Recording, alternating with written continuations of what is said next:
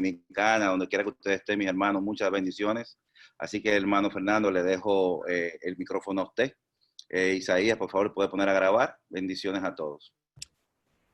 Bien, mi hermano Joan y a todos mis hermanos de North Miami, muchísimas gracias. Miren, este taller estaba pendiente. Mi hermano Joan hace un par de años me había dicho, mira, la iglesia quiere invitarte a que tú des un taller de predicación. Miren, no se pudo, pero fíjense cómo Dios obró.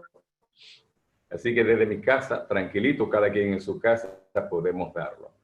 En esta ocasión, nosotros pensamos de una manera diferente, Joan, porque aquella ocasión que ciertamente mencionaste hace ya 10 años, cuando estabas en New Jersey, fue muy ambicioso. Entonces, a veces menos es más. Entonces, en esta ocasión, aunque ciertamente he ampliado este material yo lo vivo actualizando. Ya yo tuve la oportunidad de la primera ocasión enseñarlo con la Asamblea del Templo Bíblico Emanuel, donde está nuestro hermano Ciris Corniel, que tú bien conoces. Y en esa ocasión utilizamos la epístola a los Colosenses. Luego actualizamos este mismo curso, siempre le agregamos algo, lo modificamos, pero en esencia va en el mismo tenor. La idea de predicando una epístola. Y lo hicimos con una asamblea de Santiago y otros hermanos asistentes de Santiago y Puerto Plata. En esa ocasión utilizamos, ¿qué epístola fue? Ahora no me recuerdo. Efesios. Efesios, oh Dios, gracias. Debo decirle que esa voz que ustedes acaban de escuchar, yo quise invitar a mi hermano Carlos José. Carlos José es un hermano que Dios ha dotado de una excelente preparación profesional y espiritual, y está terminando una maestría en un seminario de Estados Unidos. Y yo quise que él me ayudara, que me reforzara. Gracias, mi hermano Carlos. Pues, esta ocasión mejoramos o lo actualizamos y finalmente lo preparamos ahora para ustedes. ¿Por qué razón?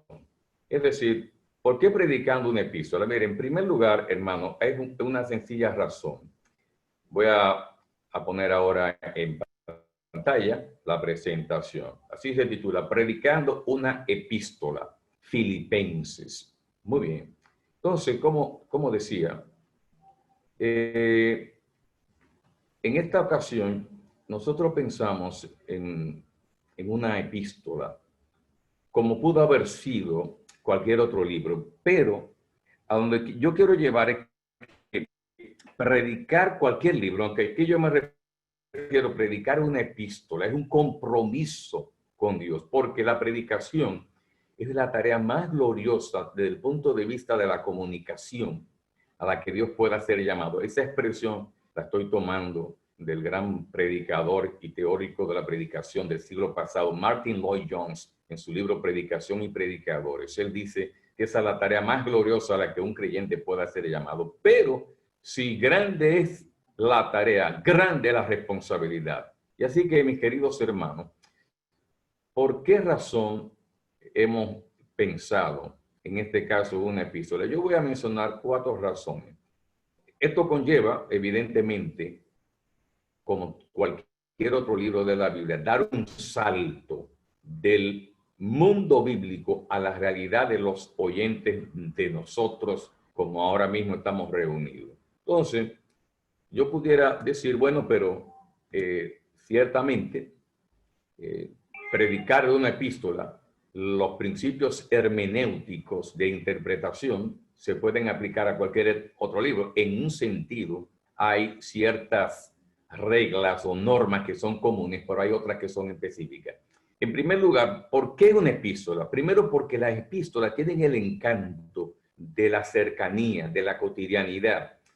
Cada epístola de las 21 que aparecen en el Nuevo Testamento se dirigen a una situación concreta y usted siente ese diálogo entre el autor y los lectores y usted siente en ocasiones que usted se identifica con alguno de los personajes. Por ejemplo, uno siente y lamenta la desavenencia y desunión que hay entre Síntique y Evodia, que uno pudiera pensar, esos son dos de mis hermanas líderes en mi iglesia de Villajuana o de la iglesia de la calle 7 o de Puerto Plata, cualquier lugar, porque son realidades que vivimos. En segundo lugar, una segunda razón, y esto es sumamente interesante, que a veces lo pasamos por alto.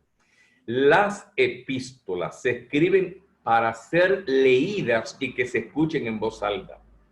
¿Por qué? Porque resulta que cuando había un culto, cada hermano no tenía su Biblia, cada hermano no tenía la epístola a los filipenses. Entonces, por ello, usted ve que el apóstol Pablo le dice a los de Colosas, miren, cuando se lea esta carta, hacer que esta carta de Colosas se lea en la Odisea, y la de la Odisea que se lea. Y eso mismo dice Pablo con relación a la segunda carta a los tesalonicenses. Es decir, eran cartas que se escribían para el oído. Oiga bien, y eso tenemos que aprenderlo cuando preparamos un sermón escrito.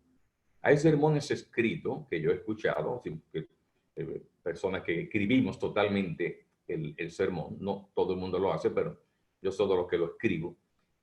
Y hay que escribirlo como si uno estuviera hablando con la persona. Entonces, las epístolas me ayudan en ese sentido, en ese estilo, digamos, conversacional. Y ese encanto tienen las epístolas.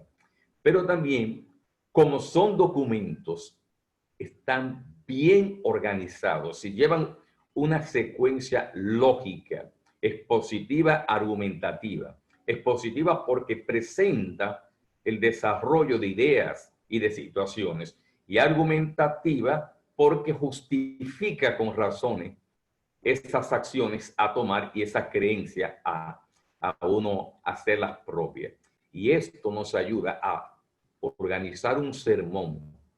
No hay una cosa que distraiga a uno y que haga perder más el interés que usted ser atrapado en la introducción por un hermano que está predicando, y la introducción quedó, óigame, excelente, me cautivó, me atrapó, pero cuando entra en el desarrollo, usted ve que hay una inconexión de ideas sin ton ni son que hace que uno pierda el interés. Es decir, la introducción fue cautivadora, pero la organización fatal. Las epístolas llevan una secuencia, una lógica argumentativa y expositiva que nos ayudan a organizar. Por eso que son más fáciles de predicar. Y en tercer lugar, como ustedes sabrán, estamos viviendo la era de la iglesia. Y la fundamentación de la vida y de la práctica y de la adoración de la iglesia está fundamentada en las epístolas. Entonces, por esa razón es que usted ve que la mayoría de los mensajes y de los predicadores predicamos sobre las epístolas. Así que ahí usted tiene una ventaja. Si usted sabe aplicar las normas de interpretación en una epístola, ya usted tiene 21 epístolas que usted tiene una vida entera para predicar. Pero, por supuesto, no le estoy diciendo que no prediquemos de los evangelios, que no prediquemos de un salmo, que no prediquemos de Isaías, que es mi libro favorito del Antiguo Testamento, que no prediquemos, pero esos son más difíciles y de eso hablaremos más adelante. Muy bien, vamos a entrar entonces en materia inmediatamente. Vamos a... Este taller, Joan correctamente lo identificó como hermenéutica por un lado y homilética por otro. Nos vamos a centrar en las primeras sesiones en la hermenéutica. Bien, pero cuando hablamos de hermenéutica, ¿de qué estamos hablando? Lo primero que yo quiero que entienda, mis queridos hermanos, es el primer punto, porque yo sé que hay hermanos veteranos en la predicación, hay hermanos que no necesitan que yo les justifique esto que voy a decir, pero hay otros que tal vez son nuevos creyentes, hay otros que tal vez el término le suena un poquito complejo. Entonces, lo primero que yo quiero que usted entienda la naturaleza de la hermenéutica. Es decir, cuando hablamos de hermenéutica, ¿de qué estamos hablando? Para algunos autores, por ejemplo, ellos la ven como ciencia y arte. Hay un libro muy excelente, libro en inglés, de 3 profesores del Denver Seminary, y ellos hablan de que la hermenéutica es una ciencia y un arte. Es una ciencia porque, como usted sabe, hermanos, la ciencia establece una serie de principios, de normas y unos métodos que aplicado nos ayudan a conocer la realidad. Digamos, por ejemplo, la física. La física tiene su método científico que indica los pasos a tomar y también los principios que se deben aplicar para estudiar y explicar un fenómeno físico. Bueno, pues ellos dicen que la hermenéutica es una ciencia, en tanto establece principios y normas. ¿Cuál es en este caso nuestro objeto de estudio? No la realidad de la física, de la biología, de la química, sino el texto sagrado, la Biblia. Y por otro lado, la denominan es un arte, en el sentido de que el arte es la aplicación de normas para hacer correctamente y bien una cosa con el logro de entenderla. Cuando yo aplico las normas de que me provee esa hermenéutica, cuando las aplico, entonces puedo interpretar correctamente la palabra. Eso significa, y esta parte la pongo yo, que la hermenéutica hay que verla como una disciplina y por otro lado como una práctica. Entonces, partiendo de eso, vamos a definir ambas partes. Es decir, vamos a ver qué significa esto como disciplina. Como disciplina, yo estoy tomando, voy a aprovechar dos autores que me gustan mucho, aunque uno ya está un poco desactualizado, pero sí tiene todavía mucha validez en lo que escribe.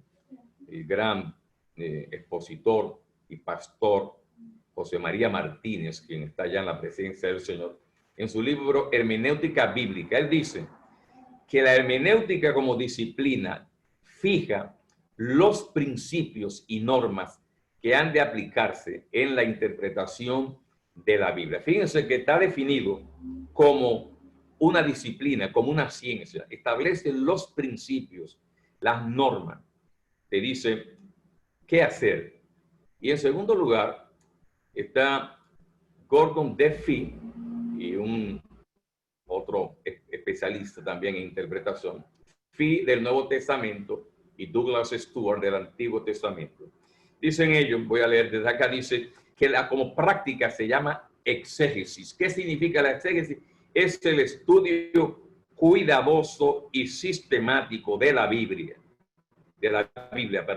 para descubrir el significado original que tenía. Es el intento de escuchar el mensaje de la Biblia como lo hubieran escuchado sus destinatarios originales de las palabras de la Biblia. Es decir, cuando yo hablo, en este caso, de la hermenéutica como práctica, yo me estoy refiriendo a lo que se llama, miren, denme un par de segundos porque hay un vehículo ahora mismo que está haciendo un ruido muy fuerte. Voy a esperar que pase. Denme unos segundos, por favor.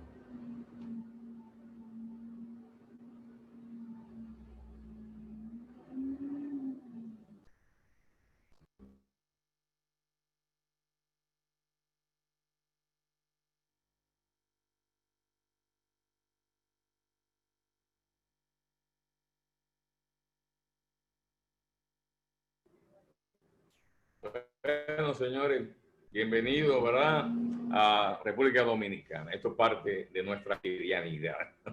Así que resumo diciendo que entender la naturaleza de la hermenéutica es verla como una disciplina y verla como una práctica. Hay personas que tienen mucho conocimiento de la teoría, pero tienen dificultades en la práctica.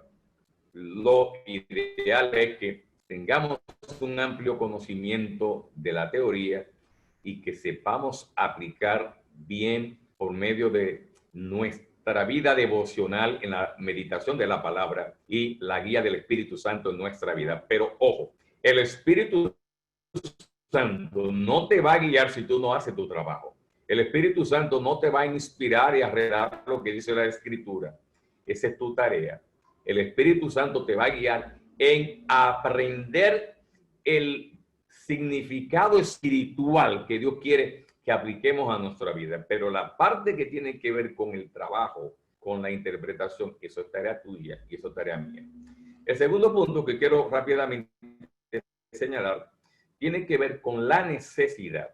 Fíjense si es importante este punto, que hace unos años tuvimos la oportunidad de celebrar un congreso de líderes en una de nuestras zonas del país. Habían aproximadamente 200 líderes en esa reunión. Y un líder muy, muy importante, destacado, de las asambleas, en una de esas ponencias de ese congreso, él dijo que a los jóvenes lo que había que hacerle era ponerlos a leer la Biblia, que no había necesidad de ni siquiera utilizar otro libro más que la Biblia. Bueno, aunque ciertamente parece una medida saludable y espiritual, tanto un hermano misionero muy conocido como un servidor y otros 2 hermanos más, tuvimos que responderle con altura a ese hermano diciéndole que eso era una actitud incorrecta. Yo voy a dar 5 razones de por qué, aunque tal vez no conozcamos el término hermenéutica, en la práctica usted se va a dar cuenta que sí es necesario, y todavía algo más importante, como voy a decir. En primer lugar, la primera razón es sencillo, es que todos nosotros aplicamos la hermenéutica en el diario vivir. A veces usted tiene una conversación con su esposa. Usted tiene que decirle, sí, pero tú dijiste eso, pero lo que quisiste decir fue tal cosa. ¿Sabe qué usted está haciendo? Usted está aplicando hermenéutica. Usted está dándole la interpretación, no a lo que dijo, sino a lo que quiso decir. Porque en nuestras conversaciones, desde que nacemos hasta que partimos a la presencia del Señor, nosotros desarrollamos una competencia que los especialistas en lengua llaman competencia comunicativa. La competencia comunicativa es ese conjunto de conocimientos, habilidades, destreza que uno va desarrollando en el uso de la lengua, tanto en cuanto a la comunicación o expresión, como en cuanto a la interpretación, llámese en la escucha o llámese en la lectura. Y todos día a día hacemos interpretaciones en base a lo que se llama la lógica del sentido común. Por ejemplo, ahí yo puse una pregunta y yo quiero que por favor alguien de ustedes me responda a esa pregunta. En esa pregunta yo digo lo siguiente.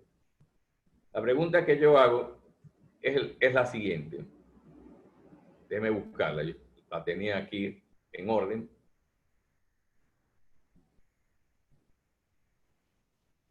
Muy bien. ¿Qué usted le diría a un cristiano que utilizando el pasaje de Mateo 5:39, que como usted bien sabe, es aquel pasaje que dice el Señor, que cualquiera que te quiera llevar a pleito, ponte la mejilla, si te da por la derecha, pone también a la izquierda.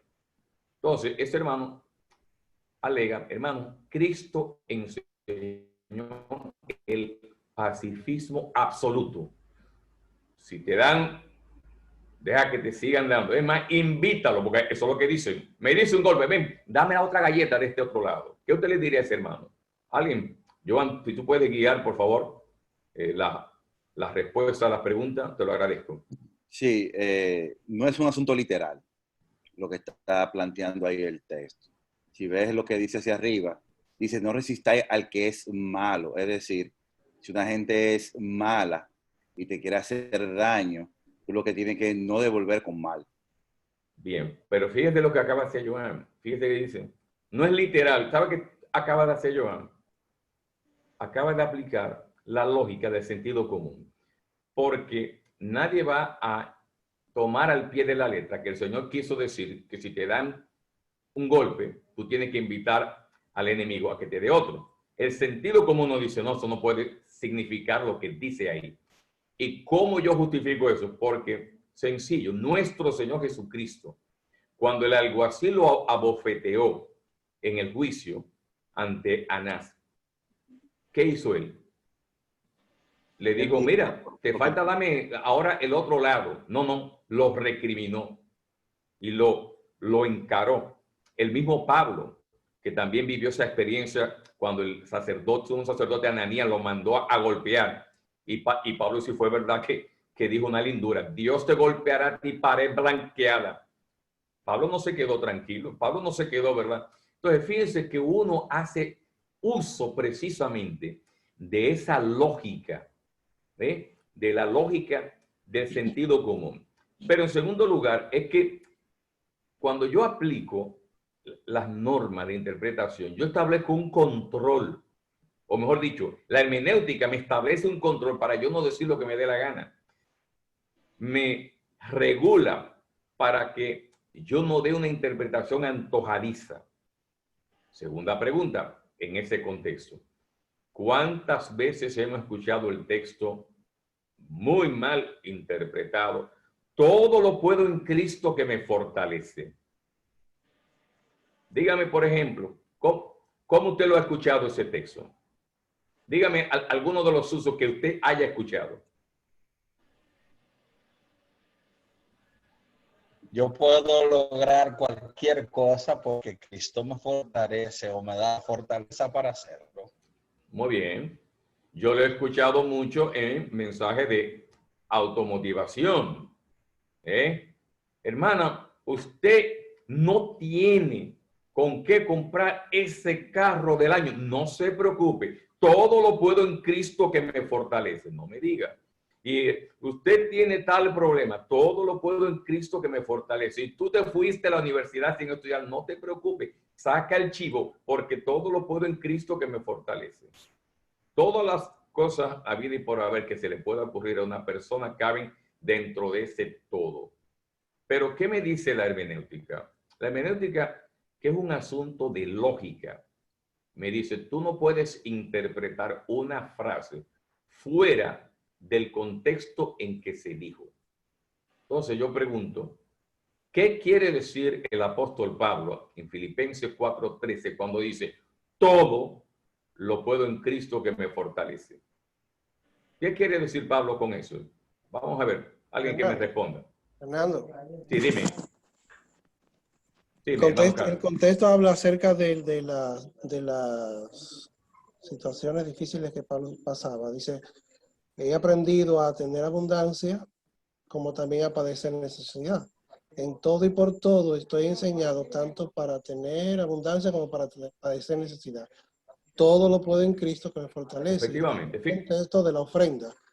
¿Qué significa el todo? Significa, es decir, el todo ahí significa, he aprendido a vivir teniendo abundancia de recursos, pero también he aprendido a vivir en situaciones de necesidad. Y es interesante esto que dice Pablo, porque a veces solamente pensamos que hay que aprender a vivir confiando en el Señor cuando tenemos escasez de recursos, como probablemente estarán pasando algunos hogares hermanos, ¿verdad? Por la situación de despido masivo que hay. Pero mire lo que dice también Pablo. Yo también he aprendido a saber vivir cuando tengo mucho. Eso parece que se ha olvidado, pero lo cierto es que eso es lo que dice el texto. Todo en cuanto a cómo vivir en función de los recursos que el Señor me da.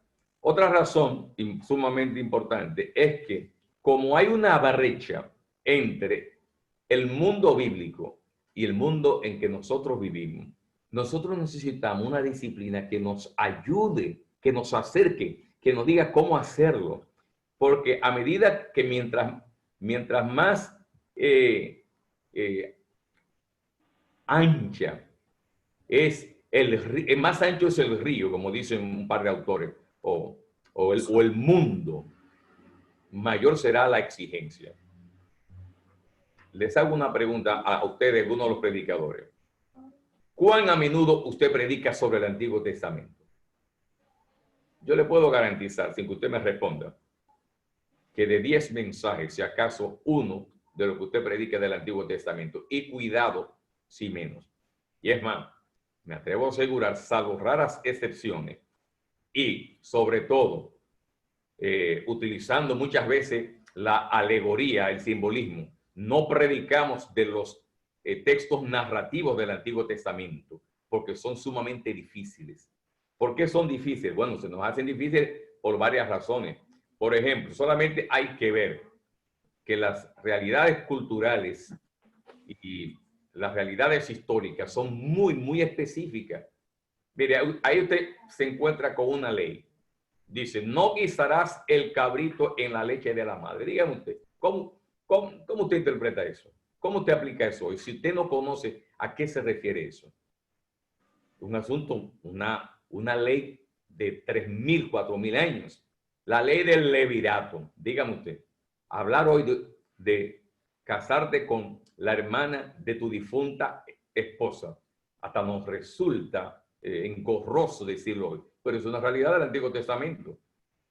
Prácticas religiosas como los rituales de los sacrificios de animales. Por eso es que es tan difícil predicar del Antiguo Testamento. Pero aún del Nuevo hay situaciones que se escapan de la realidad.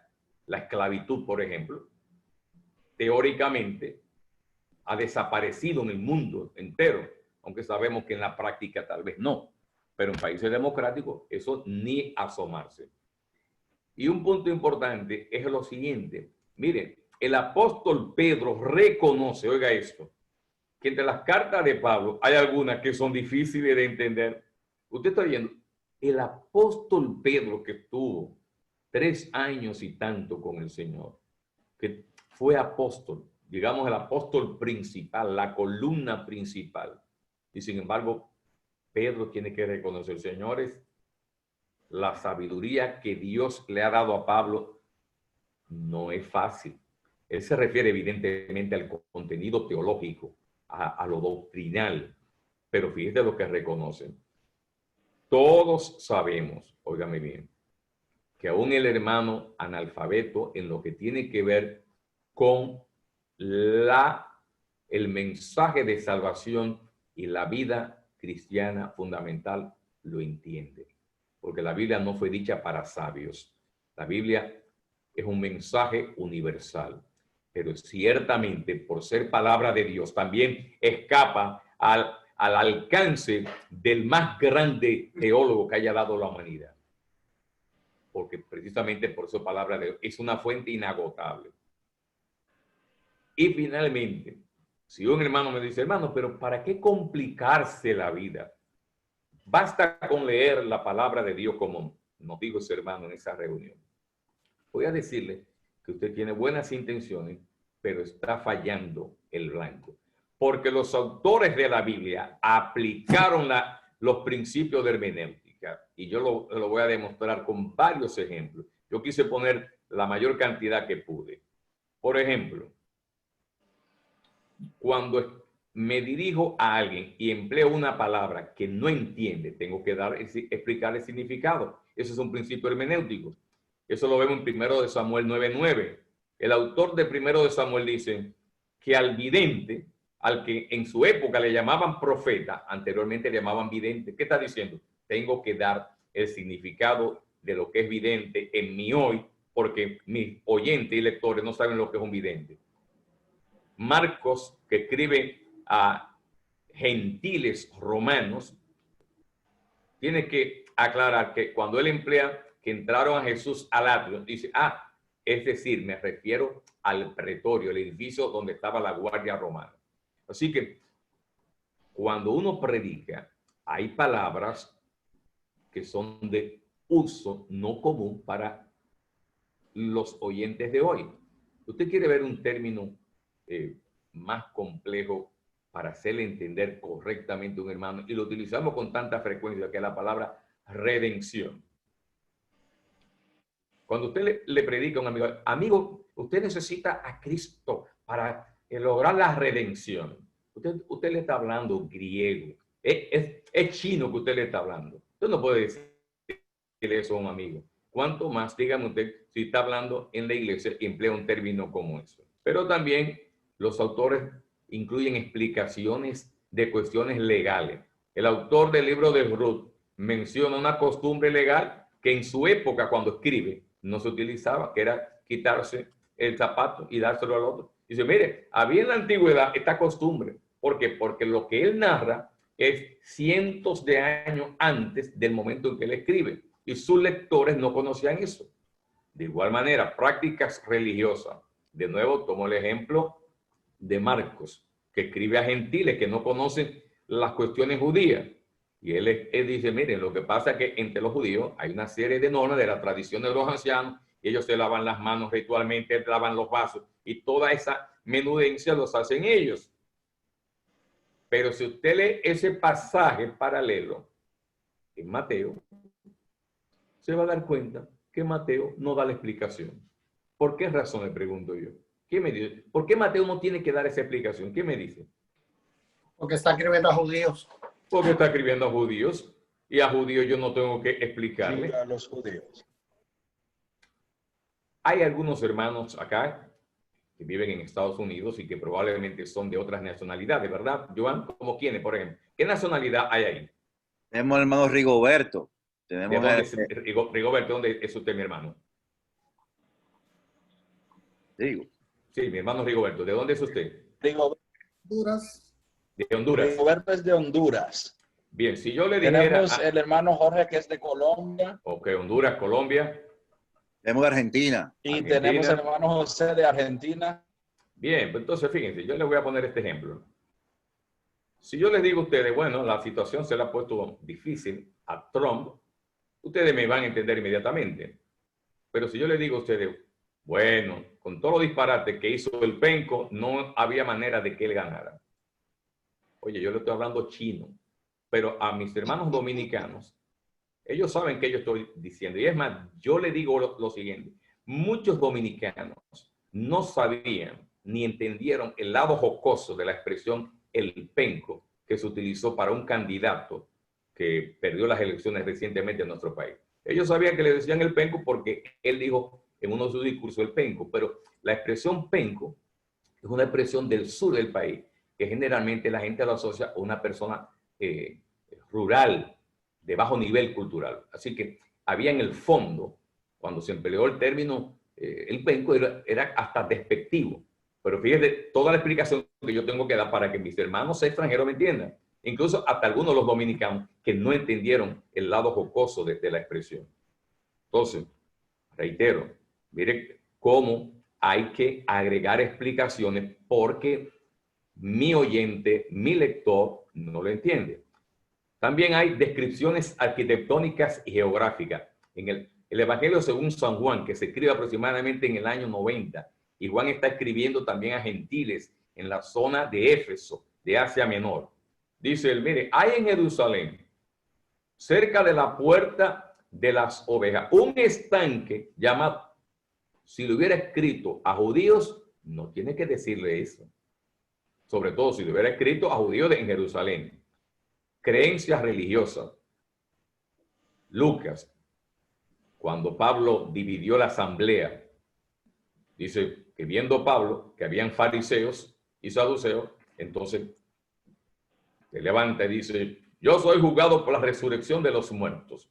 Y Lucas tiene que agregar que los saduceos no creen ni en resurrección, ni en ángeles, ni en cuestiones espirituales. ¿Por qué tiene que decir eso? Porque está escribiendo a gentiles, para que entiendan que lo que Pablo utilizó fue una estrategia inteligente, como dice el dicho, divide y vencerás. Eso fue lo que hizo Pablo, una realidad. De igual manera, tenemos lo que se llaman conflictos raciales.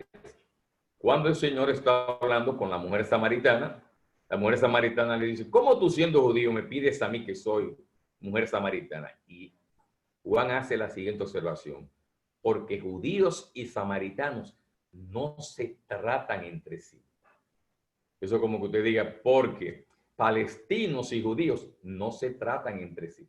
¿Por qué tiene que decir eso? Porque está escribiendo, ya lo dije, casi 60 años después de la muerte de Cristo, personas que no tienen idea de eso. De igual manera, cuestiones filosóficas, implicaciones teológicas, cuestiones gramaticales, eso usted lo puede buscar.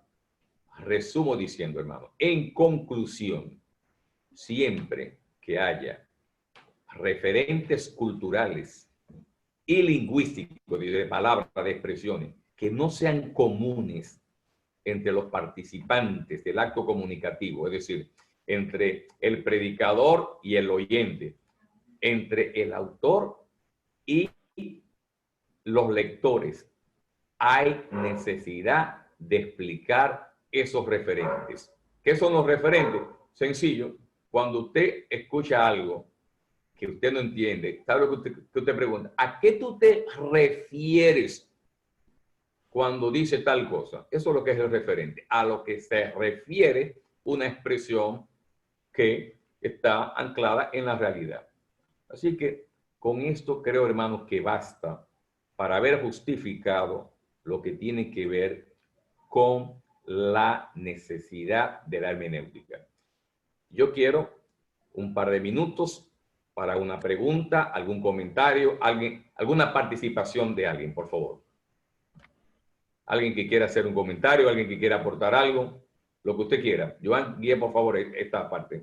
Sí, hermano, pueden, ustedes ven la necesidad y Fernando, gracias por la justificación y eso va a ayudar a motivar a los hermanos a poder tener más inquietud a la hora de que se acerquen a un texto bíblico, ¿no? Y también para predicarlo. Hermano, ¿algunas preguntas al hermano Fernando de lo que hemos hablado o de lo que esperan ver en todos los próximos días? Preguntas, por favor, comentarios. Fernando, entonces lo que tú estás tratando de comunicarnos es que en razón de las culturas en los diferentes tiempos, tenemos que utilizar la palabra en el contexto en que fue escrita a esa cultura en específico. Bueno, lo que estoy diciendo es que para explicarlo tengo que conocerlo. Es decir, lo que estoy justificando que en el estudio de la palabra es necesario conocer ese mundo antiguo, esa cultura, y esos principios me lo da la hermenéutica. Y como usted bien sabe, mi hermano Miró, en la vida diaria sucede eso. Hay expresiones, por ejemplo, en Cuba que no se emplean en Dominicana. Y yo viví esa experiencia cuando estuve en Cuba hace ya unos 8 años atrás. Entonces a veces tenía yo que preguntar. Entonces cuando me dice, eso es tal cosa. Entonces yo en mi mente decía, esto es lo mismo que nosotros en Dominicana, tal cosa. Muy bien. ¿Alguien más, por favor? Sí, Fernando, una pregunta. Adelante. ¿Dónde queda el asunto de las traducciones bíblicas? Porque lamentablemente la Biblia no fue escrita en español, ¿no? Bien, ¿Dónde entran los originales? ¿Dónde entra el lenguaje? Eso lo voy a tratar creo que en la próxima, porque ahora mismo estamos, la pregunta es muy buena. Ahora estamos, como decimos, en lo macro, en lo general. Fíjense que ahora mismo nos estamos refiriendo al contexto general de un libro, como lo vamos a ver en este momento. Luego, cuando entremos en los detalles del estudio de las oraciones y de los párrafos, tú me recuerdas, por favor, esa pregunta para darle respuesta. Buenas noches. Bien. Adelante, mi hermano. Oiga a dos personas. Bueno, reconocí inmediatamente a mi hermano Vicente de nuestra asamblea. Adelante, Vicente. Gracias. Una pregunta, no sé si lo tratará más adelante, pero hablamos de reglas y una de las cosas que se mencionó fue el sentido común. Entonces, además del sentido común, ¿quién establece las reglas que se deben utilizar para aplicar una hermenéutica adecuadamente?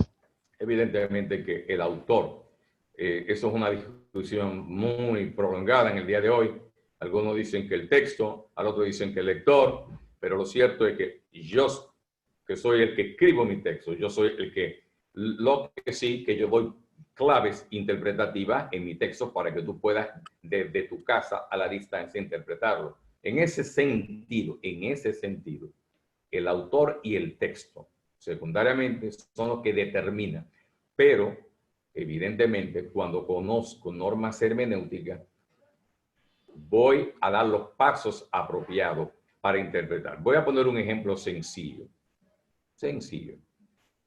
Jesús dijo, yo soy la puerta, el que por mí entrare. Oye, el sentido común te indica que Jesús no pudo haber dicho lo que dijo, que eso es un sentido metafórico, no hay que ser un genio, pero a lo que queremos es ir más allá del sentido común. Cuando hablé del sentido común era para justificar a los hermanos, aquellos que dicen que no hay necesidad de eso, que no hay necesidad de hermenéutica. Lo que quise mostrar con el sentido común es que en la práctica ellos utilizan hermenéutica. Creo que otra persona iba a hacer un comentario o pregunta. Una pregunta, sí, dígame. Fernando. Identifícate, mi hermano.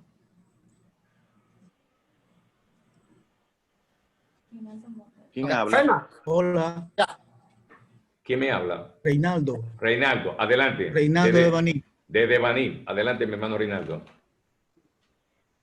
Fernando, hay algo que siempre me ha preocupado en relación a esto. ¿Tú puedes decirme qué realidad hay con el asunto de que hay una sola interpretación y muchas aplicaciones? Bueno, teóricamente es así. Cantidad de gente aquí, tremenda. Teóricamente uno sabe que debe ser así. Ahora, en el campo de la poesía, es mi opinión, y tuve la oportunidad de hablar en Estados Unidos con un gran teólogo, tuve esa oportunidad, y él me concedió razón. La poesía es un poquito más elástica. Es decir, puede prestarse a más de una interpretación porque ese es uno de los propósitos de la poesía. Pero ¿qué pasa? Que no podemos justificar que un texto tenga más de una interpretación. Lo que pasa es que por nuestras limitaciones, si todos nosotros, no hay un solo ser humano, no hay un solo intérprete que no tenga limitaciones. Por eso que existen diversidad de interpretaciones. En segundo lugar, porque hay textos que la formulación del lenguaje permite interpretarse de más de una forma. Yo le puse un ejemplo los otros días a los jóvenes de mi asamblea. Tenemos el libro de Apocalipsis, ¿verdad? Comienza diciendo, la revelación de Jesucristo. Y como tú bien sabes, mi hermano Mota, Reinaldo, le digo a mis hermanos, mi hermano Reinaldo es uno de los primeros hermanos de los templos bíblicos, graduado de seminario. Tú sabes, tú conoces muy bien lo que es el genitivo, ¿verdad? Que indica posesión o procedimiento. Ahí hay un genitivo, es decir, la revelación de Jesucristo. Es un genitivo, pero ¿qué pasa? Ese genitivo, ¿cómo debe interpretarse? ¿Es la revelación acerca de la persona de Jesucristo? ¿O es la revelación que Cristo imparte? ¿O es la revelación que Dios da y le pertenece a Cristo? ¿Cuál de las tres? Entonces, ahí hay que justificar cada postura y probablemente una tenga más sentido que la otra. Es decir, hay razones que explican por qué se puede dar en un texto más de una interpretación posiblemente legítima. Pero lo cierto es que teóricamente todo texto debe tener un solo significado y múltiples aplicaciones. Muy bien, sigamos entonces avanzando. Vamos ahora ya a la parte de las tareas de la exégesis. Es decir, vamos ahora a la parte práctica. Habiendo establecido la parte teórica, es decir, el fundamento de la naturaleza y la necesidad de la hermenéutica, vamos ahora a dar los pasos. Vamos a suponer que usted va a predicar sobre Filipenses. ¿Qué es lo primero que usted tiene que hacer? Lo que yo le mandé a ustedes hacer. Si no lo hizo, no hay problema, mi hermano. Como yo dije, no quiero que te descarríe del curso si no hiciste los ejercicios. No, yo quiero que te quedes hasta el final. Por favor, no abandones, no pierdas la salvación. Es bromeando. Quédate hasta el final. Pero yo le mandé a leer 3 veces la epístola. Y mi consejo, siempre que usted vaya a estudiar un libro, léalo varias veces. Y utilice, si en la primera ocasión lo leyó en la Reina Valera 60, luego léala en la Reina Valera 95, y luego léala, por ejemplo, en la Nueva Biblia de las Américas, que salió una recientemente. Mi consejo, no utilicen los libros, por favor. El objetivo en este momento es que usted se familiarice con el contenido y con la estructura. Cuando usted la lee ya, por ejemplo, la carta a los Filipenses, usted va a ser capaz de seguir la secuencia del pensamiento de Pablo. Y inconscientemente, mentalmente, usted va a decir, bueno, este bloque del verso tal al verso tal, esto es una oración, acción de gracias. Y luego cambia el siguiente verso y usted se va dando cuenta que usted tiene ya un conocimiento general de la epístola. Lo repito, hermano, no recurra nunca de primero a los libros. El encanto y el modelo bíblico es: lee la palabra, medita en la palabra, escudriña la palabra. Y entonces cuando vayas ya a preparar un sermón, entonces después que ya tú estás saturado de la palabra, como decía el gran predicador Spurgeon, hasta que tu sangre sea bíblica, entonces recurre a los libros. Por ello vamos a ir de lo más general, lo global, la lectura general, hasta ir a lo más específico. Y después de lo específico, volvemos otra vez a lo global. El segundo punto es: prepara un mapa general tentativo. Tentativo en el sentido que tú vas a hacer tu mapa, pero no es algo definitivo, ¿no? Tú vas a dividir la epístola. Tú dices, bueno, capítulo 1, verso 1 y verso 2, ese es el saludo. Versículo 3 al 11, aquí hay una oración, una acción de gracias y una petición. Versículo 12 al versículo 26, ahí Pablo narra e informa acerca de su situación carcelaria y la esperanza que él tiene de ser liberado o no. Y así sucesivamente. Fíjate cómo rápidamente tu mente se va ubicando. Entonces yo te recomiendo que eso tú lo hagas antes de utilizar los libros, porque el objetivo es precisamente que tú hagas tu trabajo con el Señor. Ahora, hay una buena pregunta. ¿Cómo yo hacer una buena división de la carta? ¿Qué recurso? Aquí yo me voy a basar en un tremendo expositor. Él es especialista, bueno, ya en edad muy avanzada, tiene 80 y largo. Walter Kaiser. Él fue profesor en el Trinity Evangelical Divinity School y luego pasó a un seminario en Boston, en Hamilton, Massachusetts. Bueno, él es especialista en Antiguo Testamento, pero sus libros de él yo se los recomiendo, es un excelente.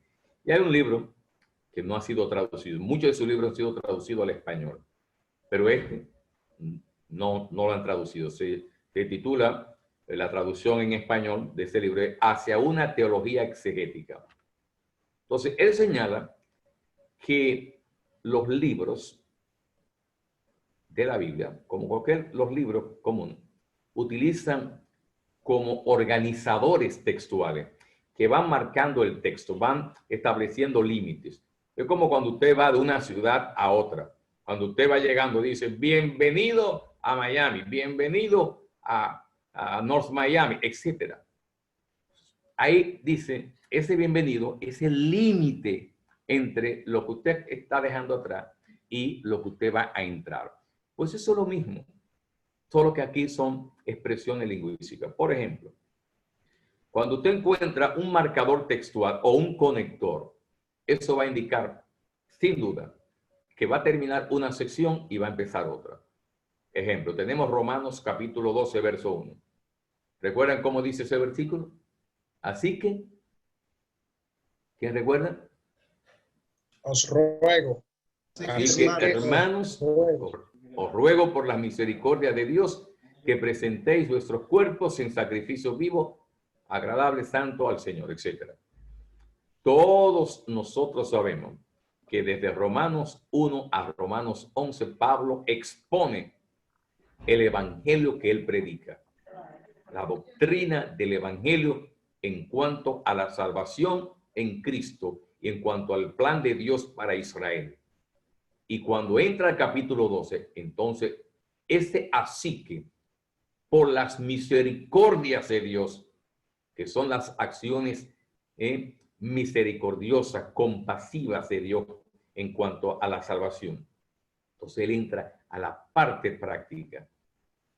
En segundo lugar, hay ocasiones que los autores utilizan lo que se llama una pregunta retórica, que como usted sabe es una pregunta que hace no esperando una respuesta, lógicamente, del lector, porque no la puede dar, pero también uno lo hace en público. Cuando predica, uno hace una pregunta que no espera una respuesta del oyente. Esta pregunta retórica va a indicar también una nueva cuestión, un nuevo tema. El maestro por excelencia en el uso de la pregunta retórica se llama Santiago. Ahí yo puse 1, 2, 3 pasajes donde Santiago utiliza la pregunta retórica. Y debo decirle que cuando se emplea la pregunta retórica en inicio de un pasaje, ella te da el tema de una vez. ¿Quién es sabio y entendido entre vosotros? Muestre por su buena conducta tal cosa. Ya ahí está el tema. Lo que sigue es el desarrollo de esa idea. ¿De dónde vienen los pleitos entre vosotros? Y luego lo que sigue es la explicación del origen de los pleitos entre los creyentes en la asamblea.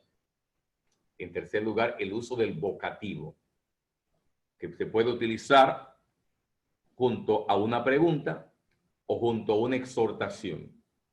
El vocativo es la persona a la que yo me dirijo. Si yo digo, por ejemplo, Joan, ¿puedes pasar a la siguiente persona para que haga tal cosa? Entonces, Joan es la persona a quien me estoy dirigiendo. Ese es el vocativo. Y ahí lo utilicé con una pregunta. Ahí pongo Hebreos, puse 2 ejemplos de Hebreos por una sencilla razón. En Hebreos 3:1. Así que, hermanos, participantes del llamamiento celestial, considerad al apóstol, etcétera. Porque Hebreos es la carta más homilética del Nuevo Testamento. ¿Alguien sabe por qué? Voy a repetir la pregunta. La carta a los Hebreos es la carta más homilética del Nuevo Testamento. ¿Quién sabe por qué? Mira, Carlos, tú sabes muy bien, así que ayúdame a la respuesta. Es un sermón escrito. Es un sermón escrito. Es una palabra de exhortación, porque él lo dice al final del capítulo 13. Dice que soportéis la palabra de exhortación. Y cuando usted lo lee, usted se da cuenta que él está predicando. Usted siente los llamados, usted siente las expresiones verbales que él utilizó. Solo que lo llevó, por supuesto, a una carta. Pero seguro que eso fue una homilía. Muy bien. También cuando hay cambios en los pronombres, en la forma verbal. Es decir, si en una sección Pablo está hablando de yo hice esto y luego cambia a vosotros, indica que cambia de una sección a otra. Y también la forma verbal. Por ejemplo, dice en el capítulo 1, verso 12, quiero que sepáis, hermanos, que las cosas que me han sucedido a mí han redundado más bien para el provecho del evangelio. Quiero, primera persona, que me han sucedido a mí, primera persona. Pero cuando termina esa sección, entonces se dirige a ellos con una apelación, con una exhortación, cuando les dice, solamente que os comportéis, ¿quiénes? Vosotros, ustedes. Entonces, cuando cambia de un pronombre, una forma verbal, preste atención, porque va a indicar probablemente un cambio de tema.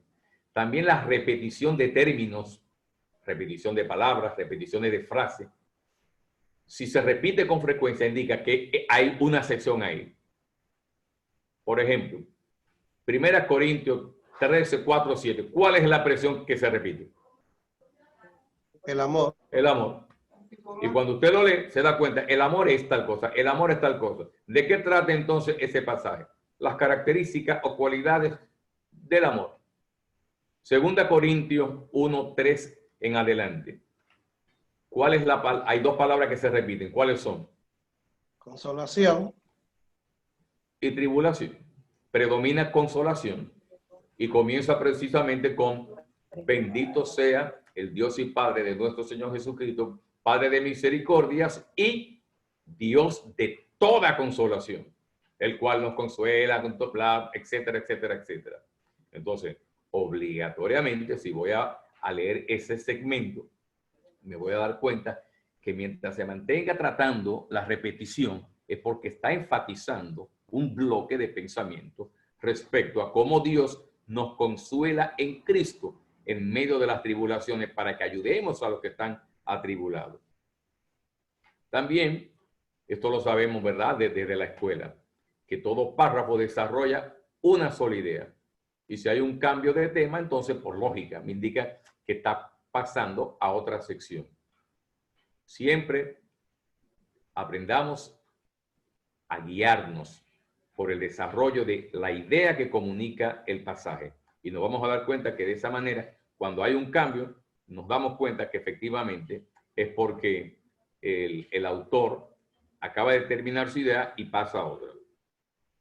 Bien, vamos a ver si pudieron hacerlo. Si no, continuamos. Yo puse esta pregunta. Yo le dije, busque 2 ejemplos en Filipenses donde se empleen cualquiera de estos recursos y que indique el inicio de una sesión, un párrafo. Miren a ver si ustedes pueden encontrar, porque no quiero solamente mantenerme hablando. Yo quiero que ustedes también participen, por favor.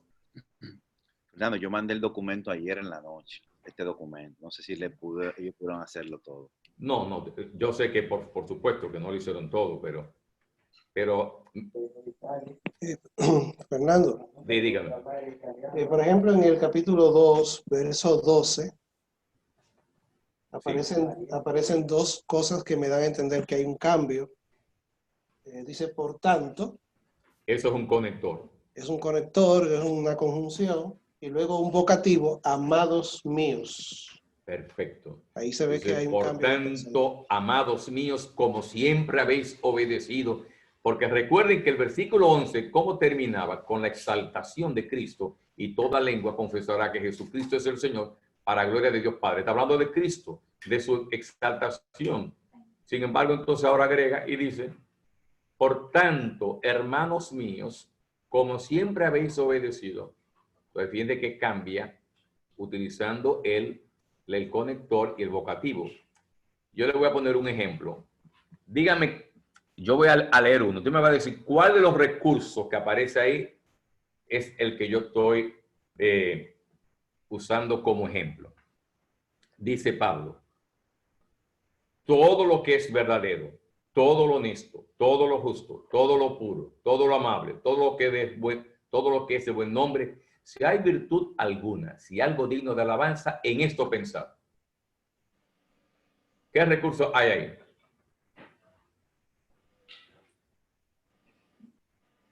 ¿Un hermano? Repetición de términos. Perfecto, repetición. Y fíjense que al final él lo resume. ¿Cuál es el pensamiento que lo resume? En esto pensar. Es decir, en este caso, la idea principal aparece al final. Eso es lo que nosotros llamamos el párrafo inductivo, que tiene la idea central al final. Él pudo haber dicho, Pablo, hermanos, en esto pensar, 2 puntos, esto y esto, pero lo hizo inductivamente para destacar las virtudes en las que debían pensar. Piensen en esto, en esto, en esto, en esto, en esto, en esto. Uno más. Ah, bueno, ya yo lo dije. Le quiero que sepáis, hermanos, que las cosas que me han sucedido han redundado para el provecho del evangelio. Miren, la siguiente pregunta no la voy a tratar, se la voy a dejar de tarea porque esa requiere tiempo. Esta era, como yo les dije, por favor, lea, un momentito, déjame adecuarme. Bien, como yo les dije, por favor, lean la epístola, no utilice comentarios, por favor, haga el trabajo usted. Para que usted me indique las partes de la carta. Y brevemente, con sus palabras, usted va a poner de qué trata. Yo voy a poner los 2 primeros ejemplos que son bien fáciles. Yo puse, número 1, salutación. Capítulo 1, versos del 1 al 2. El típico saludo, Pablo y Timoteo, a la iglesia, etc. Número 2, acción de gracias y petición por los filipenses. Capítulo 1, verso 3 al 11. Número 3, tal cosa. Número 4, no te lo voy a decir, no le voy a hacer la tarea, eso es de ustedes. Entonces, por favor, ya ustedes saben que tienen ese trabajito. Entonces, resumo los 2 primeros pasos de la exégesis. Hasta ahora estamos trabajando con el contenido de la epístola, con la organización de la epístola, con su estructura. Cuando usted haya hecho eso, entonces yo te digo, hermano, ahora consulta los libros. ¿Qué tú vas a consultar? Tú vas a consultar libros para empaparte del trasfondo general de la carta. Tú puedes utilizar un buen diccionario bíblico. Puedes utilizar una buena introducción al Nuevo Testamento. también puede utilizar un comentario a la epístola a los filipenses leyendo las primeras páginas que, como ustedes saben, los comentarios en la introducción dan un repaso acerca de la fundación de la ciudad de Filipos, las características socioculturales y religiosas, cuándo se fundó y cómo se fundó la iglesia de Filipos, las relaciones de Pablo con la iglesia, y eso, con ese material, entonces ya usted tiene un conocimiento general de la epístola. Ya usted puede empaparse con relación a la epístola. Vamos a ver. Hay cosas que usted por conocimiento lo sabe. Dígame algunos factores. Yo les puse 3. Hay más, pero menciónenme 3 factores que ocasionaron que Pablo escribiera Filipenses. Si usted, por ejemplo, consulta, con su lectura, usted se puede dar cuenta de algunos de ellos, pero si consulta un buen manual, un buen comentario, también le va a ayudar. Dígame, por ejemplo, de lo que usted recuerda, ¿por qué Pablo escribió Filipenses? Deme una razón. 1. Agradecimiento por lo que habían ellos hecho por él. Bien, número 1, dice, correctísimo, mi hermano Sommer, yo lo puse de número 1. El agradecimiento de Pablo por la ofrenda enviada por los filipenses. Creo que vi a mi hermano Gerson de Santo Domingo. Gerson, otra razón. Creo que sí, me escucha. Sí, te escucho. Creo que un trasfondo a considerar es que él está preso en Roma.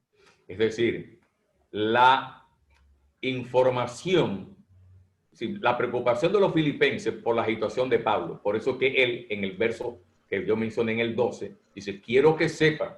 ¿Por qué le dice? Porque ellos estaban preocupados por la situación de Pablo. Entonces, efectivamente, Pablo escribe para informarles acerca del estado de su situación carcelaria. Otra razón, a ver. Tratar un problema entre hermanas. Efectivamente, la desunión interna que empezaba a afectar la vida de la iglesia. Probablemente estaba empezando, no era un asunto general, pero Pablo tenía el temor de que desencadenara en una situación general. Muy bien. ¿Qué otro factor? La amenaza de los judaizantes. La amenaza de los judaizantes. Y finalmente, uno que es muy importante, la oposición externa que ellos estaban padeciendo, la intolerancia, las persecuciones, por ser una ciudad eminentemente romana, el evangelio costaba eso. Por supuesto. Fernando, ¿por qué le llaman perros a personas ahí? Porque ese era el término que los judíos utilizaban para los gentiles. Entonces Pablo dice, los verdaderos perros son ustedes. Ustedes dicen a los gentiles que son perros, pero ustedes que quieren que los cristianos se circunciden y guarden la ley. Ustedes son los verdaderos perros. Esa fue Vanessa que te la mandó a hacer. ¿Cómo es? Esa fue Vanessa que te la mandó a hacer, lo estaba leyendo. Mira esos perros y son judíos, los judaizantes. Correcto. Bueno, ella se adelantó. Esa es una pregunta que yo tenía para la siguiente sesión. Es decir, porque ¿qué pasa? Que el concepto de perros hoy, ¿verdad? Ay, qué tan bonito, que de la casa, pero no. El concepto era bien ofensivo. Aunque todavía hoy, dentro de cierto contexto, tú decirle perro a una persona es ofensivo. Depende del sentido que tú le des.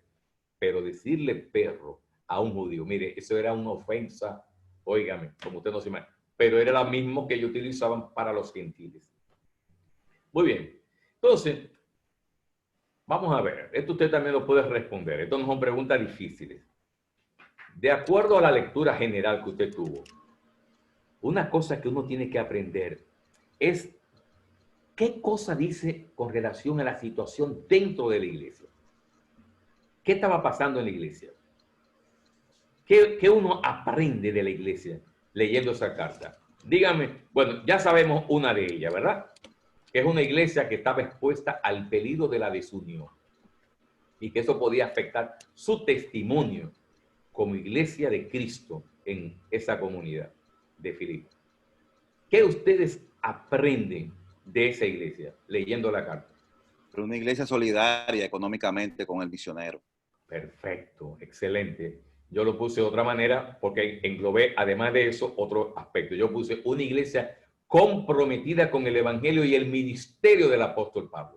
Porque, por ejemplo, además de la ofrenda, dice que Síntique y Evodia combatieron juntamente con Pablo en el Evangelio, y también Clemente y otros cuyos nombres están inscritos en el libro de la Biblia. Ellos participaron en el evangelismo. Y en el capítulo 1 dice que él confía que por medio del Espíritu Santo y las oraciones de ellos. Así que era una iglesia comprometida.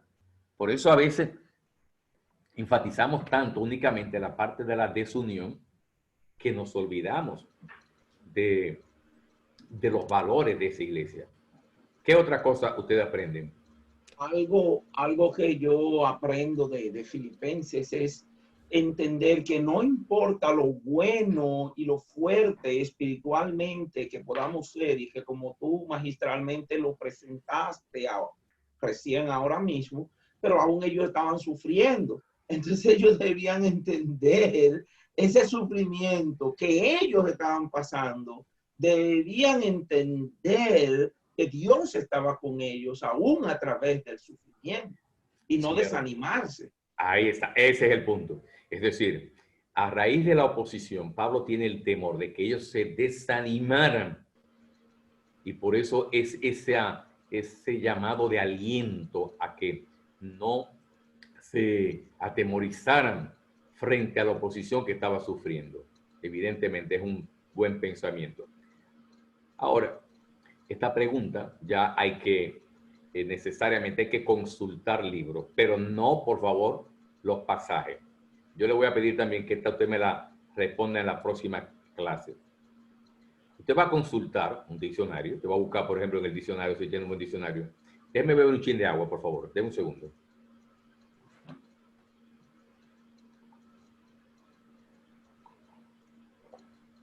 Bien, usted va a investigar cuál era la situación político-religiosa de la ciudad de Filipos. Y en base a eso, ese conocimiento que usted va a adquirir en un comentario, en la introducción, por favor, no lea el pasaje en el comentario. Cómo esa información que usted adquiere le va a ayudar a entender la expresión combatiendo unánimes por la fe del Evangelio y en nada intimidados por lo que se opone. Lo que yo quiero preguntar en este caso es, ¿qué factores políticos, civiles, religiosos de la ciudad de Filipos era lo que provocaba que se diera esa situación de persecución en la iglesia, contra la iglesia de Filipos? A tal punto que Pablo tiene que utilizar la expresión combatiendo unánimes, o literalmente luchando como el atleta, con el cuerpo a cuerpo, luchando todos juntos por la fe del Evangelio y sin temor a aquello que se opone. ¿Para ahora No, para ahora no, para la próxima, porque eso hay que consultar obligatoriamente un diccionario o un comentario en la parte introductoria. El último punto que quiero tratar, fíjense que todo lo que yo he tratado en esta primera sesión es conocer bien la epístola. Y esto mismo se aplica a cualquier otra epístola. Siempre es bueno sacar un tiempo para profundizar en el conocimiento de un libro. Como siempre, les reitero, primero, léalo varias veces en varias versiones. Entonces, consulte fuentes generales, divida primero, haga su trabajo y después consulte fuentes generales. Los comentarios se utilizan después al final. En cuarto lugar, la cuarta tarea de esta parte hermenéutica tiene que ver con conocer el género epistolar. Miren, en los últimos años, estoy hablando desde los años 90 para acá, estamos hablando de 30 años, la cantidad de estudios reveladores acerca de cómo se escribían las cartas, cómo se dictaban, cómo se hacían los esquemas, eso es una riqueza tremenda que nos ayuda a entender que efectivamente Pablo tenía un equipo de trabajo cuando redactaba su carta y que, como sabemos por Romanos, creo que sí, Romanos 16, que dice, yo Tercio que escribí la carta. Si Pablo utilizaba lo que se llamaba un amanuense. En Gálatas él dice en una parte, mirad con cuán grandes letras os escribo esa parte. Entonces, Pablo utilizaba lo que era el trabajo epistolar de la época. Entonces, esto es sumamente interesante. Y ojalá usted pueda leer algunos libros de eso. Lamentablemente, todos están en inglés lo que tengo, pero son una riqueza de estudio que se ha trabajado sobre este tema. Bien, vamos a ver algunas características de las epístolas. En primer lugar, las epístolas, las cartas, ya los jóvenes de hoy no entienden el peso, el valor de una carta, por el asunto de que hoy todo el mundo se comunica por medios digitales. Pero hasta mi época, la carta, esa connotación de yo estoy presente por medio de la carta, por eso escribía con tanto cuidado. Dice un predicador muy experto en homilética, Jeffrey Arthurs, dice, las epístolas sustituían la presencia personal, pero era una presencia en ausencia. Él estaba presente en esa carta. Por eso Pablo dice a los tesalonicenses, miren, si alguien no le hace caso a esta carta, ¿sabe lo que está diciendo? Es faltándome a mi autoridad, háganmelo saber. Oiga lo que dice Pablo. Y cuando le escribe a los corintios con el caso del incesto, 1 Corintios capítulo 5, dice, reunidos en el nombre del Señor y yo en espíritu por medio de la carta, ustedes van a hacer eso. Entonces, fíjense el peso que tenía. Era el resultado de una distancia física y temporal. Y como resultado de ella, esta calidad de presencia en ausencia le daba al autor y a los destinatarios tiempo para pensar lo que iba a escribir y a leer. Es decir, las cartas, señores, tienen un peso personal que revela el carácter del autor. Lo más importante es que él quiere comunicar a sus lectores. Lo segundo, que todo el mundo lo sabe, las cartas son ocasionales, es decir, una situación es la que la ocasiona. Si en Gálata, en las iglesias de Galacia, no hubieran llegado los judaizantes, Pablo no hubiera escrito esa carta. Y esa carta, como ustedes bien saben, es la carta más enérgica de todas las cartas del Nuevo Testamento. Tan enérgica que recuerden que es la única carta de Pablo donde no hay una acción de gracias. Y de una vez, desde que hace la presentación, dice, estoy maravillado de que tan pronto os hayáis alejado de aquel que os llamó por la gracia de Cristo para seguir un evangelio diferente. Y usted puede estar seguro que cuando Pablo está escribiendo esto, como decimos nosotros en Dominicana, no sé los hermanos hondureños o los argentinos, nosotros decimos, Pablo estaba quillao. Quillao es un término para indicar que estaba sumamente enojado cuando escribió esto. Pablo escribió quillao completamente cuando escribió esa carta. Así que la ocasión, cuando yo logro conocer muy bien la ocasión que produjo que un autor escribiera su carta, me ayuda a entender su carta. Y en segundo lugar, eran cartas específicas. Mire, esa es la grandeza de la Biblia, vamos a decirlo en este caso. ¿Cómo es que cartas tan antiguas, dirigidas a situaciones tan específicas, en situaciones bien concretas, tengan relevancia para nosotros hoy? Esa es la grandeza. Es que son cartas ocasionales, específicas, pero teológicas. Porque dentro de esa situación específica, cada autor fundamenta con la teología, es decir, con la autoridad del Evangelio de Cristo, con la autoridad del señorío de Cristo y la voluntad de Dios, todas las decisiones. Y eso lo vamos a ver cuando entremos en lo que se llama el imperativo, el indicativo y el imperativo. Cada carta Es una respuesta teológico-pastoral que le habla a esas personas, ellos allá entonces, pero también nos habla a nosotros aquí ahora. Pero también eran cartas que eran escritas para ser leídas y escuchadas en voz alta. Lo dije al principio y lo voy a reiterar. Hoy nosotros nos reunimos, ¿verdad?, como iglesia. Y cada uno lleva su Biblia. Y bueno, y dice, el hermano miró, hermano, hoy yo quiero compartir con ustedes la carta de Filipenses, y todo el mundo con su Biblia. Algunos ya, los jóvenes de hoy, ¿verdad?, con su tecnología, llevan su tableta o su celular, perfecto, amén, no importa. Pero ahí está la Biblia. Pero en aquel entonces no era así.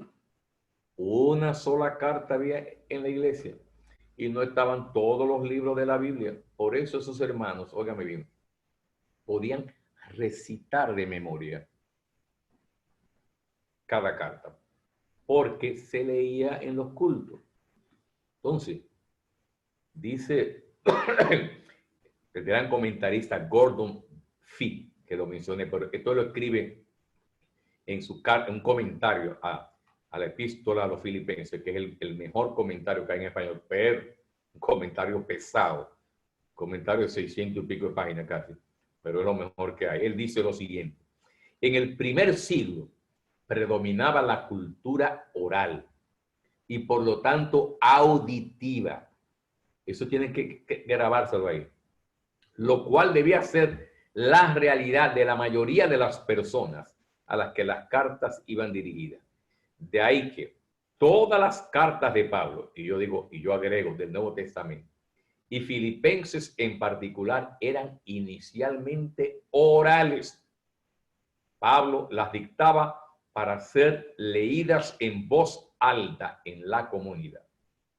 De modo que cuando yo leo una carta, yo siento, me imagino a Pablo hablándome al oído. Y esta es una recomendación que yo les doy. Cuando usted haga sus devocionales sobre una carta, cambie de papel. Imagínese que usted es Epafrodito y que usted llega a la iglesia. ¿Cómo te recibieron? Cuando tú tuviste que leer la carta en público, ¿cómo viste la reacción de Síntique y de Bodia? Piensa tú en esos hermanos que se tenían temor de salir a la calle por la persecución, que tú hubieras sido uno de ellos. ¿Cómo te hubieras sentido cuando tú oyes y en nada intimidados? Y eso, quiero decirlo, ¿por qué le quiero decir esto, hermano? Porque los sermones tienen que hablar al corazón de los hermanos que están reunidos en la asamblea. Tenemos que hablarles en el espíritu del Señor, como lo hacían los apóstoles, como lo hacían los escritores de la Biblia, con ese carácter conversacional. No hay una cosa que me avergüence más, y eso lo veo muy a menudo. Yo acostumbro a ver y escuchar mensajes en internet, que la pedantería teológica desde el púlpito. La persona que te habla, no, porque en el griego el sustantivo, nominativo, plural, realmente no quiere. No, por favor, los hermanos no entienden ni un comino, nada de eso, ni le interesa. Eso es un conocimiento útil para usted como intérprete, pero no para hacer galantería y hablar de doctrinas que dividen, como para dar una muestra de sapiencia. Honestamente, eso para mí es algo muy penoso y lo veo con cierta frecuencia en algunos casos. En segundo lugar, hay un segundo aspecto, además de las características, la estructura de la carta. Como ustedes bien saben, todo texto se divide en tres partes: introducción, desarrollo y conclusión. Debo advertir, para aquellos hermanos, que yo sé que lo saben, que hay estudios recientes, ha habido un debate que se le ha aplicado a las cartas del Nuevo Testamento, también desde los años 90 para acá, lo que se llaman los estudios de la retórica clásica.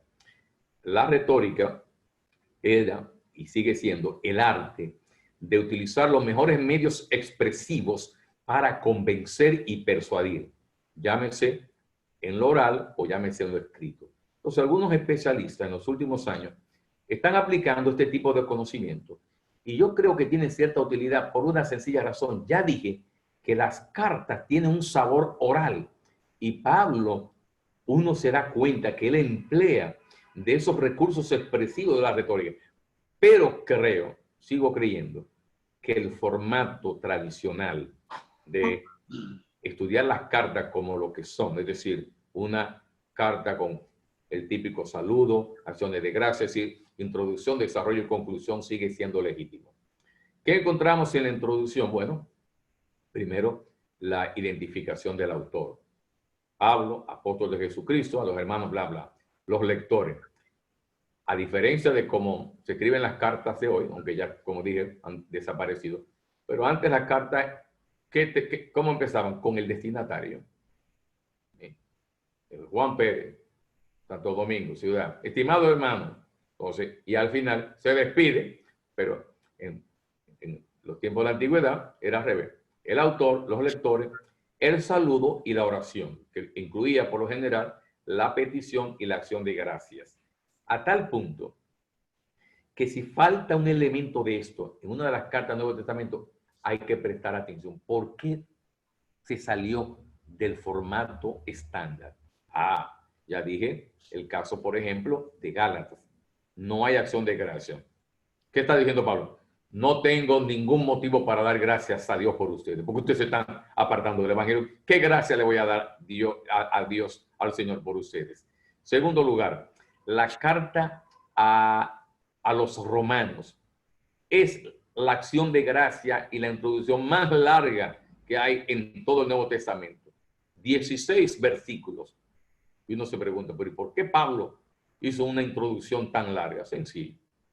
No había ido a Roma, estaba preparando el terreno, se está dando a conocer y tiene que presentar los temas que más adelante va a desarrollar. Por eso, como digo en el folletito que les envié, citando a dos autores, dicen Duval y Hayes, que Pablo utiliza la sección de la oración para introducir importantes temas que se desarrollarán más adelante. Es decir, miren qué función retórica, es una función retórica, que en la introducción, en la oración, en la primera parte, se mencionan en semilla los temas que se desarrollan como árboles frutales más adelante en el desarrollo. Eso lo puede comprobar. Cuando usted lee Filipenses, capítulo 1, del verso 3 al 11, ahí Pablo, como usted bien sabe, comienza con una acción de gracias y a partir del verso 9 señala el contenido de su oración. Dice, y esto pido en oración, que vuestro amor abunde aún más y más en ciencia y todo conocimiento y ciencia. Cuando uno lee bien, se va a dar cuenta que hay varios de los temas que aparecen en esa acción de gracias que Pablo lo desarrolla más adelante. Como eso requiere un poquito más de tiempo, esa es la tercera y última pregunta que le dejo de tarea. Finalmente está el cuerpo de desarrollo y la conclusión. Miren, a ello hice una larga lista de géneros y recursos que pueden aparecer en un desarrollo. Por ejemplo, puede aparecer un proverbio. Gálatas 5:9. ¿Quién recuerda lo que dice Gálatas 5:9? Es un, ¿cómo se dice? Un proverbio. Dime. ¿Puedes repetir, por favor? Gálatas 5:9, sí, no recuerdo. Un poco de levadura leuda toda la masa. Un poco de levadura leuda toda la masa. Es un proverbio. Himno, Colosenses 1:15 al 20. Porque en él fueron creadas todas las cosas. Él es la imagen de Dios invisible, primogénito, toda creación. Se ha determinado que ese es un himno. Y en el Nuevo Testamento hay varios himnos. Formulaciones de fe. Efesios 4, del 4 al 6. Hay un cuerpo, un Señor, una fe, un bautismo, un Dios y Padre de todo. Primera Timoteo 3:16, grande es el misterio de la piedad. Dios fue manifestado en carne, bla, bla, bla. Lista de vicios. Nomás tiene que leer Romanos 1:29 al 30 para que vea la cantidad de vicios pecaminosos que Pablo menciona escribiendo desde Corinto. Así que Pablo se sentó ahí probablemente en la plaza y dijo, mira este violador, mira este asesino, mira este ladrón, mira este. Yo supongo, es una ciudad tan pecaminosa. Lista de virtudes. Mejor ejemplo, Gálatas 5, 22, 23.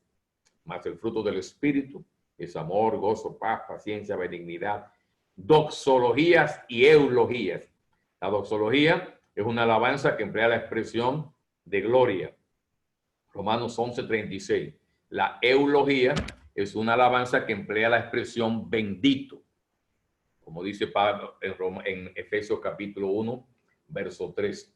Bendito sea el Dios y Padre de nuestro Señor Jesucristo, que nos bendijo con toda bendición espiritual en los lugares celestiales en Cristo Jesús.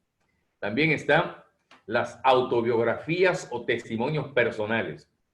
En Gálatas capítulo 1, del 11, de verso 11 hasta el capítulo 2, verso 14, es toda una autobiografía del apóstol Pablo. Está utilizando un argumento biográfico para demostrar que el evangelio que él recibió no se lo enseñó a nadie, fue una revelación de Jesucristo. Y que por ser una revelación de Jesucristo, que indica que el hombre es justificado por la fe y no por obra, entonces su evangelio era legítimo. Y por eso él podía decir que maldito todo aquel, aunque fuera un ángel del cielo, que predicara otro evangelio diferente al que él predicó. ¿Por qué él podía decir categóricamente esto? Porque él demuestra que su evangelio lo recibió por revelación directa. Y es más, Pablo llega al punto de decir, es más, ni siquiera los grandes apóstoles me enseñaron nada nuevo. Cuando yo fui a Jerusalén y yo hablé con ellos, ellos no me enseñaron nada nuevo, como queriendo indicar, porque decían, que ponían en menos a Pablo por ser el último de los apóstoles y utilizaban a los primeros apóstoles como los grandes apóstoles. También está las oraciones, acciones de gracias, el ejemplo que mencionamos ahora de Filipenses 1. Preguntas retóricas y diatriba, un diálogo de debate. El mejor ejemplo, Romanos capítulo 6. Miren, en Romanos 6 hay 1, 2, 3, 4, 5 preguntas. Ahí Pablo está debatiendo con un conocedor de la ley. Es un judío opositor. Y Pablo está debatiendo con ese judío acerca de si la ley tiene carácter de obligatoriedad para la santificación del creyente. Y Pablo le demuestra, dice, no, los que hemos muerto al pecado, ¿cómo viviremos aún? Y luego dice en el 14, porque somos libres de la ley. Entonces, todo ese capítulo está organizado de esta manera. También están las citas y alusiones bíblicas, como usted bien sabe, es decir, eso no tengo que mencionarlo. Ahí puse el ejemplo de Romanos capítulo 4, porque descansa en varias citas para demostrar con el Antiguo Testamento que el hombre o la mujer es justificado por la fe sin las obras de la ley. Pero también Pablo cita, en este caso Pablo, autores seculares. Aquellos hermanos que decían, ¿verdad? No, con la Biblia basta. Por supuesto, ya lo dije. El creyente, ¿verdad? Que es una decisión loable, leer la palabra, pero uno debe conocer otras cosas, porque uno vive en un mundo, ¿verdad? No vive en el cielo. Pablo utiliza autores seculares. En 1 Corintios 15:33, él dice, las buenas costumbres, las malas compañías corrompen las buenas costumbres. Eso es una cita de un escritor, un comediógrafo griego llamado Menandro. Y en Tito 1:12, él menciona a un poeta cretense llamado Epiménides. Entonces, miren, Pablo conocía autores griegos, leía libros, y en la segunda carta a Timoteo, él habla de los pergaminos y los libros para indicar la diferencia entre los que son de la Biblia y los que no son de la Biblia. Entonces, hay que leer, hay que conocer otros libros que nos van a ayudar en nuestro desarrollo humano, cultural, pero también nos van a favorecer para mejorar nuestro estudio de la palabra. Y también hay lo que se llama las notas de planes de viaje. En Romanos 15, 23 al 28, Pablo les dice los planes que él tiene de llegar a Roma para que los hermanos de Roma lo encaminen hasta él llegar hasta España, que fue su sueño, que no sabemos si se llegó a materializar. Y un elemento que abunda es lo que los autores y comentaristas llaman parénesis, que es lo mismo que una exhortación. Son los pasajes ya donde él les exhorta a tomar acciones o advertencia para desestimar una conducta. Así que, queridos hermanos, termino con la conclusión, que es la última parte de una carta. En ella aparecen pasajes de viajes, elogios, saludos, peticiones, instrucciones, saludos con ósculo santo, el autógrafo, bendición, etc. Y dice Plummer, en un libro, 40 preguntas sobre la interpretación de la Biblia, que proporcionan un paréntesis hermenéutico enmarcado. Es decir, eso enmarca, esa parte me ayuda a dar datos hermenéuticos para interpretar correctamente. Hermanos, quiero cerrar la parte expositiva porque quiero escuchar algunas preguntas en la parte final. Unas palabras finales. Yo sé que habrá algunos hermanos, ¿verdad?, que no han tenido la oportunidad que otros hemos tenido, como mencioné a mi hermano Carlos, a mi hermano Mota, a mi hermano Sommer y otros, que tenemos años en estos menesteres de predicación. Pero hay que empezar. Lo primero es que esto es una labor que lleva tiempo. Segundo, esto no significa que cada vez que usted va a predicar un pasaje de una epístola, usted tiene que hacer todo esto. No, se da por entendido que usted va a predicar un pasaje de una epístola que ya antes usted ha tenido tiempo manoseándola, acariciándola, besándola, cogiéndole cariño. Entonces, como yo digo, no se abrume pensando que usted tiene que hacer esto todas las veces. Cuando yo predico, por ejemplo, sobre Efesios, que no me canso de decir que es mi carta favorita, ya yo tengo años manejando la parte, estos conocimientos culturales generales. Así que yo el tiempo se lo dedico a trabajar en profundidad el pasaje.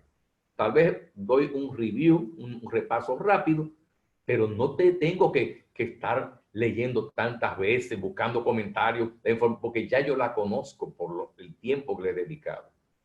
Pero lo que sí le digo, que a medida que usted amplía ese horizonte de conocimientos, usted va a tener la dicha de predicar sobre Filipenses y cualquier otra epístola con un bagaje de conocimiento que le va a dar respaldo a su interpretación.